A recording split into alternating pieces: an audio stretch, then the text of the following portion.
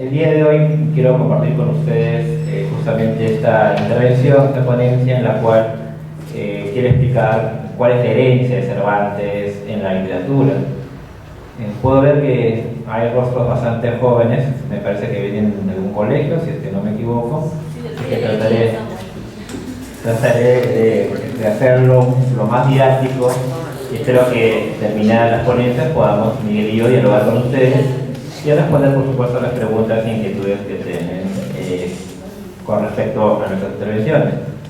Primero, tenemos que tener en cuenta la figura de Cervantes, ¿no? Todos tenemos una imagen de Cervantes, todos tenemos una idea de Cervantes desde el colegio y que nos ha venido por diversos medios, incluso los medios audiovisuales.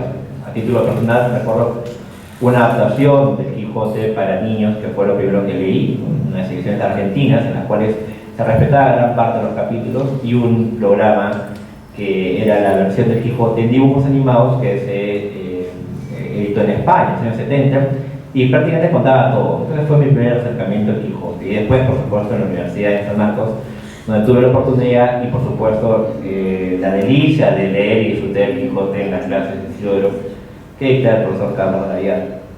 Bueno, vamos en tal caso a explicar cuál es la herencia de Cervantes, ¿no? Y para ello quiero empezar con una cita de un escritor llamado Milan Kundera, que es un escritor checo y que es un escritor muy importante, ¿no? Kundera suele decir el novelista solamente debe dar explicaciones a Cervantes y a nadie más. Entonces, el Quijote, como sabemos, se publicó en dos partes. Tenemos acá la carátula, ¿no? La portada de la primera edición, en 1605. Y el Quijote fue una novela que tuvo mucho éxito. Es decir, en el siglo XVII, en lo que se conoce como el siglo de oro español, periodo barroco, el Quijote fue una novela que tuvo mucha repercusión y fue leída, ¿no? Y escuchada por muchas personas. Hay que recordar que en el siglo XVII no todos sabían leer y escribir, entonces la lectura se hacía en voz alta. La única novela que tuvo mayor éxito que el Quijote en España fue El Guzmán de Alfarache, que es una novela picaresca, tipo El Lazarillo de Tormes. Fue la única novela, digamos, que tuvo mayor, pero el Quijote fue un libro, digamos, con mucha recepción. Algunos han utilizado incluso el término, que puede ser un poco discutible, ¿no? Una especie de bestseller, ¿no? En su momento. Pero también ustedes dirán, pero ¿acaso Cervantes no fue una persona que pasó por muchas penurias? Sí, por supuesto que sí. El hecho de ser exitoso, ¿no? A nivel de recepción no implicaba que convirtiera a un escritor en un hombre rico, ¿no? En cuanto los que ganaban dinero de alguna forma en el siglo de oro eran los dramaturgos, ¿no? Ellos sí, digamos, tenían una mayor posibilidad, pero los novelistas y los poetas no, como incluso ocurre hasta el día de hoy. Entonces, ¿qué traía de alguna manera el Quijote? ¿Por qué tuvo tanto éxito? ¿Cuál fue la herencia del Quijote? ¿Cuál fue la herencia de Cervantes? Bueno, al principio el Quijote se leyó como un libro de humor. Eso es lo que tenemos que tener presente. Fue un libro de humor, casi exclusivamente. El día de hoy tenemos otras lecturas, por supuesto, sobre el Quijote. Pero en aquella época solamente, o por lo menos, ¿no? Hasta donde tenemos en cuenta, fue leído en España con esa característica, como un libro de humor. Principalmente, ¿no? Las peripecias del Quijote, ¿no? Un hombre que se vuelve loco de leer tantas novelas de galerías, ¿no? Como dice, del mucho leer y poco comer, ¿no? Justamente decidió convertirse en un cavernario. Y en la primera parte se cuentan con las dos salidas, ¿no? La primera, él está totalmente solo, y la segunda acompañado por Sancho Panza. Como el Quijote tuvo muchísimo éxito y por supuesto Cervantes formaba parte del mundo literario de España del siglo XVII, también vamos a ver que el primer, digamos, imitador de Cervantes se llama Alonso de Avellaneda, que es un seudónimo. Algunos incluso piensan que posiblemente haya sido Lope Vélez, un nombre que se baraja. Y Alonso de Avellaneda publicó una segunda parte del Quijote en 1614. Es como decir que el día de hoy alguien se atreve a publicar la segunda parte de Los Cien Perros, ¿no? Entonces sería bastante osado, ¿no? Entonces, para aquella época la idea de originalidad ya estaba justamente fermentándose, ¿no? Porque de originalidad nosotros lo tenemos muy presente como una herencia del romanticismo, pero podemos tener antecedentes. Entonces, la segunda parte, escrita por Alonso de Avellaneda, Por supuesto, el día de hoy se conoce como el Quijote apócrifo, pero fue, digamos, el primer gran imitador. Y eso llevó a que Cervantes no escribiera, sino terminara, ¿no? Lo más probable, como alguna vez escuché a Francisco Rico, que es el gran estudioso del Quijote en España, ¿no?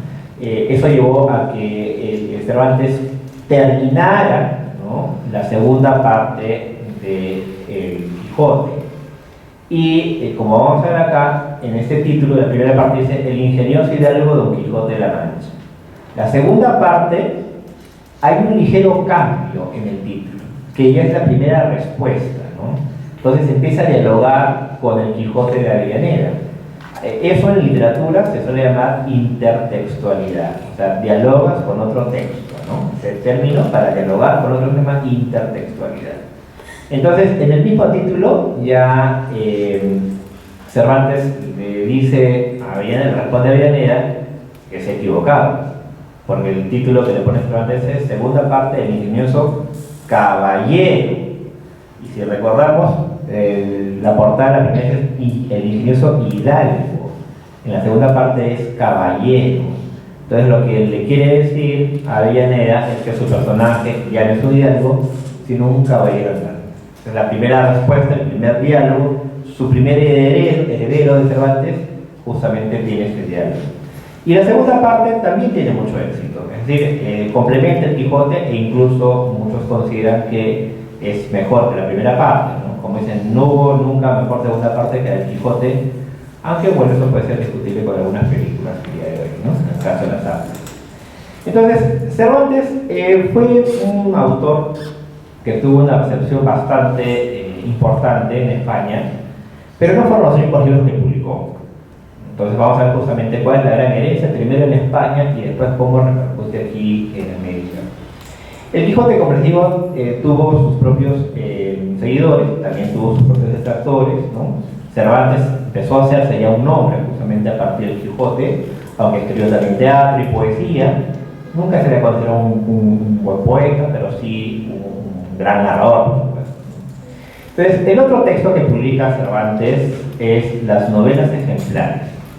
Estas novelas ejemplares se publican en 1603.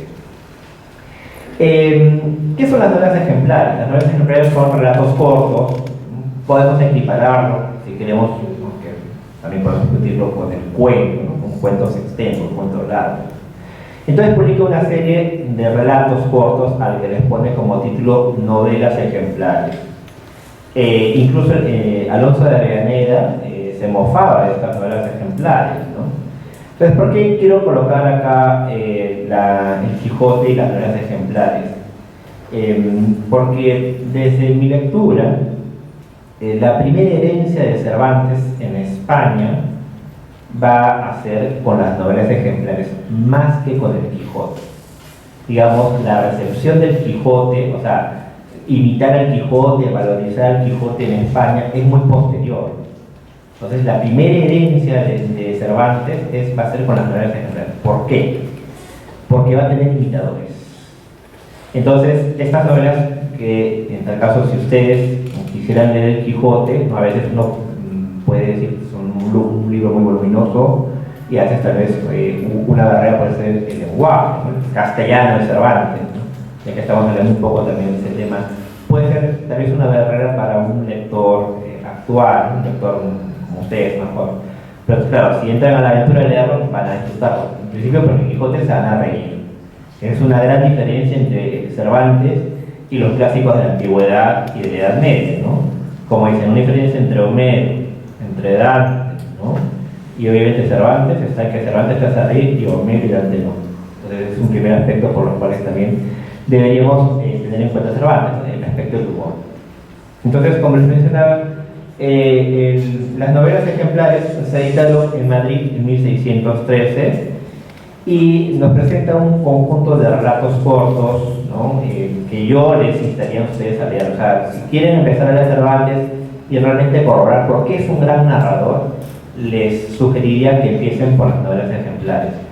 Digamos, les pongo tres títulos, ¿no? Rinconete y Cortadillo, que es una historia de pícaros, ¿no es cierto? La Gitanilla y El licenciado Vidriera, donde también, por ejemplo, tenemos la historia de un loco, ¿no? que se cree que está hecho de vidrio. Entonces, digamos, yo les sugeriría esas 3 novelas para que entren al universo Cervantes. Bien, las novelas ejemplares. ¿Cuál es la idea de Cervantes? ¿Por qué son ejemplares? ¿Cuáles son las características? Bueno, Cervantes tenía como modelo para escribir las novelas ejemplares la obra justamente de Boccaccio, ¿no? El Decamerón. El Decamerón, como sabemos, es un conjunto de 100 relatos cortos, 100 cuentos, 100 novelinos, ¿no? Que se publicó en la Edad Media en 1351. Pero se tradujo en España, los datos que manejo de la traducción del Decamerón a España es a partir de 1496 y en adelante hubieron otras traducciones. Entonces, seguramente Cervantes tuvo como modelo, entre otras cosas, a las novelas ejemplares y, por supuesto, con la influencia del Decamerón, ¿no?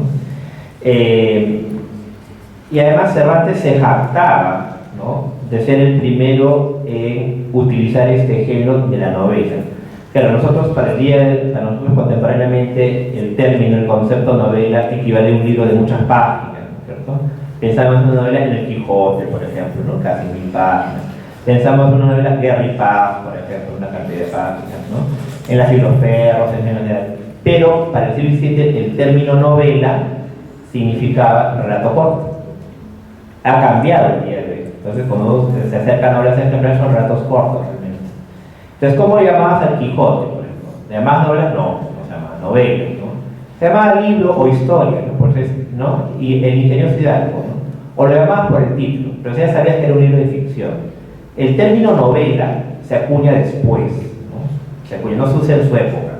Entonces, Cervantes no denominaba el Quijote novela, se llamaba el libro, ¿no? Primera parte, el ingenioso Hidalgo. Segunda parte, el ingenioso caballero. Entonces no había un término. Término novela, lo que se conoce en lingüística, se ha resemantizado, o sea, ha cambiado de significado. Entonces, para la época de Cervantes, novela era un relato corto. Y él en el prólogo se jacta de ser el primero en introducir, o mejor dicho, escribir las novelas, esas novelas cortas en España. Y aunque el concepto de novela también él lo trae del italiano, o sea, lo trae justamente de Boccaccio, ¿no? O sea, entonces en Europa usaban otros términos, ¿no? Términos romanos, ¿no? Entonces, ¿cómo fue la repercusión de las novelas ejemplares? He dicho que el Quijote tuvo mucho éxito, ¿no? Tuvo mucho éxito en España a nivel de lectura. Tuvo un imitador, que fue Alonso Avellaneda, y no más, ¿no? Ahora, ¿cómo fue la repercusión de las novelas ejemplares en España? ¿Cómo se recibió? ¿Cómo lo leyeron? ¿No? O sea, ¿cómo fueron los lectores de su época? Bueno, fue positivo, al parecer, por lo que se puede rastrear. Por ejemplo, Tirso de Molina, en una obra que se llama Los Cigarrales de Toledo, de 1621, llamó a Cervantes nuestro español Boccaccio, ¿no? Quiero decir, Miguel de Cervantes. Entonces ya incluso lo colocaba a la misma par de Boccaccio, ¿no? Que era un autor muy prestigioso. Bueno, también tuvo repercusiones negativas, el mismo Avellaneda, como les dije, ¿no? Que decía que son novelas más satíricas que ejemplares. Claro, la discusión siempre fue por qué eran ejemplares, ¿no? En el siglo XVII, en el siglo XVI, la idea de lo didáctico, que la escritura sea didáctica, era moneda común. O sea, todos los escritores que publicaban una obra transmitían su obra con la idea de que debía llevarse una enseñanza, aunque eso no ocurriese. Pero la idea que un escritor no plasmaba un texto de manera, por decirlo así, ¿no? Netamente estética, netamente gratuita. O sea, tú no recepcionabas un libro porque te entretenía nada más. El día de hoy sí podemos hacerlo. El día de hoy leemos un texto literario que nos entretiene y si cumple eso ya es suficiente. Si nos da más cosas, mejor, ¿no? Pero en aquella época no era así. Entonces todos los escritores, de alguna manera, ¿no?, que era una especie de pacto tácito, tenían la idea de que justamente van a publicar algo que será provechoso para el lector, ¿no? Entonces eso lo podemos ver en los prólogos. Entonces, claro, la idea de la ejemplaridad, si ustedes leen justamente las novelas ejemplares, van a ver que ese didactismo no es tan evidente. Entonces, por eso es que los detractores de las novelas ejemplares decían que se pensaban que eran novelas más de alcahuatería moral que otra cosa. Porque obviamente ustedes pueden darse cuenta que en el caso de Cervantes, ¿no? La idea del ejemplo, lo ejemplar como moralidad, no está propiamente, ¿no? Tendríamos que escarbar, forzar un poco la lectura. Entonces, las novelas ejemplares no eran realmente ejemplares. Tal vez ejemplos de conducta, sí, pero no eran ejemplares en sentido didáctico. Entonces, claro, cada cierto tiempo hay autores que avalan, tal vez el día de hoy menos, ¿no? Pero hay autores que avalan la idea de lo didáctico. Posiblemente ustedes en el colegio hayan visto, ¿no? Pero la literatura cumple también una función educativa, pedagógica, ¿no es cierto? Bueno, puede ser que tal vez no, pero tenemos muy presente todo ello. Pero en el caso del Quijote, de las novelas ejemplares, no podemos encontrar este aspecto justamente de la moralidad, ¿no? De que te dé una enseñanza. Claro, hay otros autores, por supuesto, ¿no? Claro, ustedes han ido a Góngora, idea, digamos, de lo didáctico es un poco difícil de encontrar en poemas como La Soledad, es un poema bastante hermético, ¿no? O el Polifemo y la Galatea, bueno, podemos forzarlo, ¿no? El día de hoy leemos literatura, consumimos arte de otra forma, ¿no? Entonces, vamos a ver que Cervantes va a tener discípulos, pero por las novelas ejemplares. Entonces, vamos a empezar justamente viendo acá, ¿no? María de Sayas. Esta escritora, que vivió entre 1590 y 1661. María de Sayas es el caso de una escritora que es muy importante en España, es muy leída en España, incluso también en otros países, pero en el Perú es una escritora que casi no se conoce, se desconoce, incluso tenemos que reconocerlo también en la misma universidad, en San Marcos, donde yo vengo, y donde pareciera que se sabe todo, no siempre es así, ¿no? Vamos a ver que, por ejemplo, María de Sayas no la conocemos, ¿no? Pero María de Sayas fue una escritora que va a continuar, si queremos, este legado de Cervantes. Es la primera que continúa este legado de Cervantes, ¿no? Ella pertenecía a una clase media, o una clase alta también, digamos. Su padre se vivió el conde Duque de Olivares, y se supone que fue un personaje que pudo viajar, ¿no? Que tuvo una instrucción, ¿no? Hay que recordar que no todas las mujeres tenían o podían pasar en una instrucción, porque la instrucción era un poco más limitada, pero así. Y va a publicar, ¿no?, las famosas novelas amorosas y ejemplares o Decamerón español, que es de 1637, ¿no? Acá tenemos constantemente la portada, las novelas amorosas, y ustedes pueden ver el título y ejemplares. O sea, hasta en el título está siguiendo a Cervantes, ¿no? Entonces, estas novelas amorosas y ejemplares, si bien es cierto que tienen la característica, ¿no?, de Cervantes, de herencia de Cervantes, también por supuesto vamos a ver que tendrá otras influencias, ¿no? la de Boccaccio, ¿no? Porque es un conjunto de historias en las cuales se reúnen un grupo de mujeres, ¿no?, que van a entretener a una amiga en común que se llama Lisis, y para entretenerla le cuentan historias, ¿no? Si ustedes han leído Decamerón, tiene esa característica, ¿no? En Decamerón, justamente, este grupo de jóvenes que sale de Florencia tras la peste, ¿no?, para la peste negra, se reúnen para poder entretenerse y se cuentan historias. Son 10 novelas cortesanas que justamente analizan los estratos sociales superiores de su propia época. Y obviamente durante 5 noches se van contando estas 10 historias. Definitivamente María de Sayas es la escritora, la gran narradora del siglo de oro. Y sería muy importante que nosotros empecemos ya a tener y a reconocer, por lo menos aquí en el Perú, ¿no?, el inmenso trabajo de María de Sayas, ¿no?, Sotomayor. Pero no fue el único libro que publicó, ¿no? María de Sayas, bueno, acá tenemos algunos títulos de las novelas, ¿no es cierto? Aventuras Perdiendo, La burlada Minta, El castigo, ¿no?, de la miseria, ¿no?, La fuerza del amor, ¿no?, El desengaño amado. Muchas de estas historias que vamos a tener en cuenta son de corte sentimental, ¿no?, muy propio, como un poco lo es la gitanía, si lo han leído, ¿no? Pero como decía, no va a ser el único libro que va a publicar María de Sayas, ¿no? Bien, por ejemplo, si tenemos en cuenta acá la introducción, de estas novelas amorosas y ejemplares, ¿no? Leemos, juntaron a entretener a Lisis, hermoso milagro de naturaleza y prodigioso asombro de esta corte, a quien unas atrevidas cuartalas tenían rendidas sus hermosas prendas. La hermosa Lizarda, la discreta Matilde, la hermosa Nice y la sabia Filis. ¿Ven? Siempre hay una caracterización para un personaje. Y según ese carácter del personaje, contará su historia, ¿no? La hermosa Lizarda se encargará de las historias de amor, la Matilde, las historias que tiene la crítica, ¿no?, de la discreción, ¿no?, y así sucesivamente, ¿no? La hermosa Lizarda, la discreta Matilde, la hermosa Nice y la sabia Filis. Todas nobles, ricas, hermosas y amigas, una tarde en las puertas de diciembre, cuando los hielos y terribles nieves dan causa a guardar las casas y gozar los prevenidos braceros que en competencia el mes de julio quieren hacer tiro a las cantimploras y lisonjear a las damas para que no echen menos el prado, el río y las demás holguras que en Madrid se abusan, ¿no? Entonces acá es interesante porque obviamente la historia se va a centrar ya en Madrid, ¿no? O sea, se reúnen en Madrid. Madrid empieza obviamente ahora a ser escenario de muchos de estos relatos, ¿no? Ya es la capital justamente del Reino de España en aquel momento. Esta es una edición justamente moderna de las novelas amorosas ejemplares, ¿no? Como ustedes pueden ver, este tipo de ediciones nos permiten ver que sigue teniendo la obra de María Sayas bastante repercusión entre los lectores de ahora.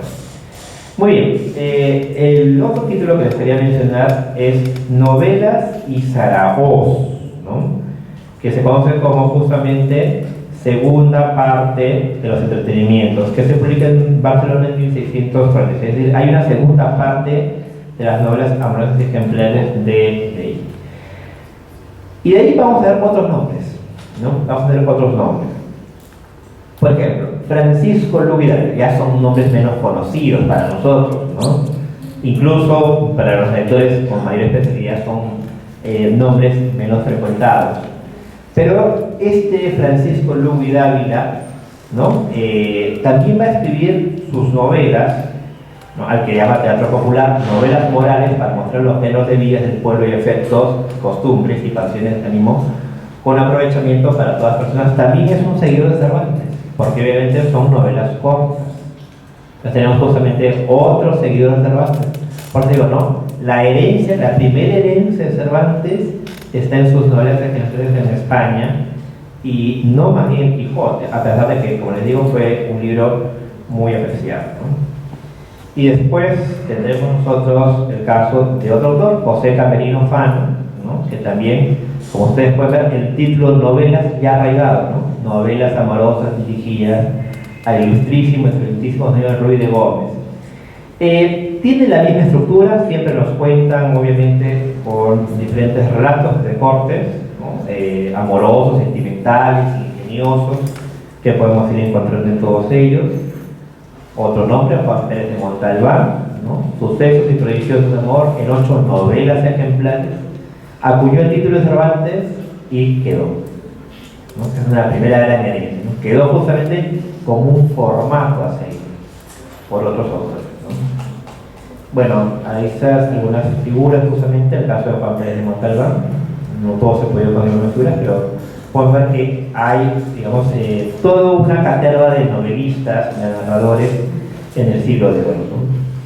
Bueno, Juan de Piña, por ejemplo, ¿no?, otro nombre más, ¿no?, novelas ejemplares y prodigiosas historias de Juan de Piña, escribano en provincia de la casa. Ustedes recuerdan, pues, que son los famosos títulos extensos, ¿no?, que abreviamos, ¿no? Primera parte del ingenioso Don Quijote, ¿no?, el ingenioso de Don Quijote de la Mancha, ¿no?, que abreviamos como Don Quijote, ¿no? Entonces es una característica propia. Entonces, como podemos ver, a lo largo del siglo XVII, las novelas cortas va a ser una característica de la narrativa española, ¿no? Y tenemos muchos nombres más, ¿no? Alonso de Castillo Solórzano, también podemos encontrar tardes entretenidas. Lo interesante es que estas novelas de Alonso de Castillo, de Juan de Piña, los que hemos ido mencionando, el título de ejemplar queda como un rótulo. Ya no son novelas que buscan lo didáctico, buscan entretener. Ese va a ser justamente uno de los. Esa es otra herencia de Cervantes que encontraremos justamente en el siglo de oro, ¿no? Bien, ahora, para ir focalizándolo en lo que sería y la herencia en América y la herencia entre nosotros, y hemos visto un poco que en España se arraiga y el Quijote vuelve a ser valorizado mucho tiempo después. En Europa, por ejemplo, el Quijote tiene éxito fuera de España en el siglo XVIII. ¿En dónde? En Inglaterra. Entonces el Quijote tiene éxito en España como lectura, porque es una lectura humorística, pero sus herederos todavía no están. Más bien, el siglo XVIII es donde Inglaterra rescata justamente, ¿no? Lawrence Sterne, por ejemplo, Tristan Shandy, no tenemos una... Y más bien, el XIX, con el romanticismo, recupera otra vez el Quijote de España, y en el siglo XX, como ustedes saben mucho más, Unamuno, una gran figura. Pero el caso de América, ¿no? ¿Qué repercusión tiene? ¿Qué herencia tiene el Quijote en América?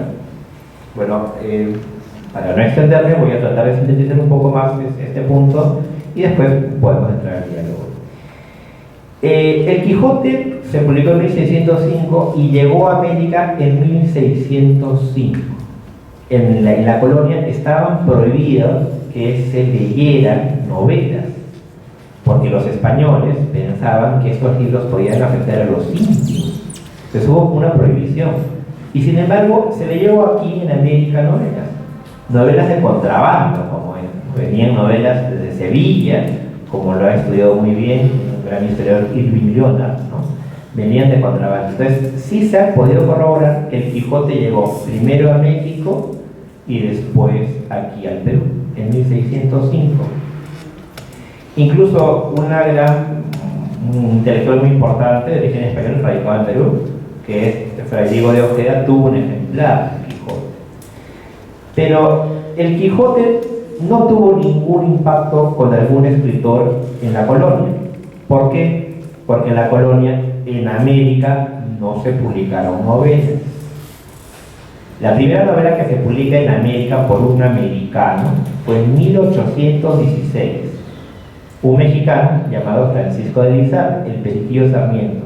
Durante los 3 siglos que fuimos colonia, no hubo novelas en América. Se leyeron novelas, sí, pero no se publicaron novelas. Por eso es que obviamente no tiene un heredero, ¿no? Cervantes. El día de hoy sí. Pero el Quijote se leyó en América, estaba en la imaginación de los americanos. La respuesta es positiva, es simplemente así. Y primero llegó a México, después llegó al Perú, no se sabe. Pero el primer dato que tenemos de la presencia del Quijote en América es en Perú, en Ayacucho, en un pueblo llamado Pausa. En 1607 hubo una fiesta para celebrar la llegada de un virrey. Y en esa época, en la época del barroco, el barroco está ligado siempre a las fiestas. Hubo una fiesta y en esa fiesta se imitaban los torneos caballerescos, entre otras muchas cosas más. Y en esa fiesta aparece el Quijote y Sancho Panza. Por eso es que en el año 2005, cuando se celebró los 400 años del Quijote, se reconoció al pueblo de Pausa como el primer pueblo cervantino de América. No tiene esa distinción, porque en Ayacucho apareció el Quijote y desfiló el Quijote y Sancho Panza.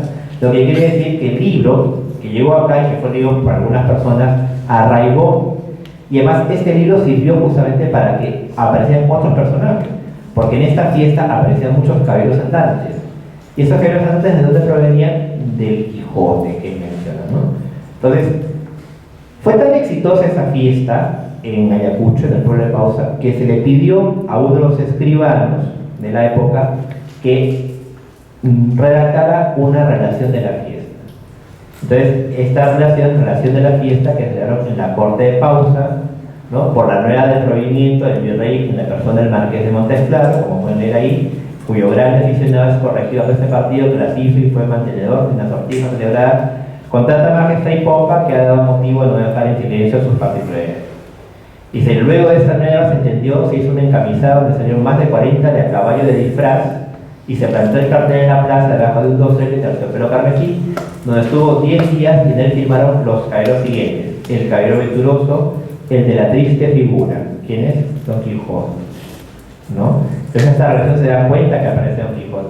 Y los otros caballeros que aparecen acá son sacados también del Quijote. Entonces, Cervantes no dejó herederos novelistas en América en la colonia, pero sí dejó al Quijote en la imaginación de los americanos, y ese es uno de los aspectos que nosotros siempre debemos agradecerles hasta el día de hoy. Bueno, muchas gracias.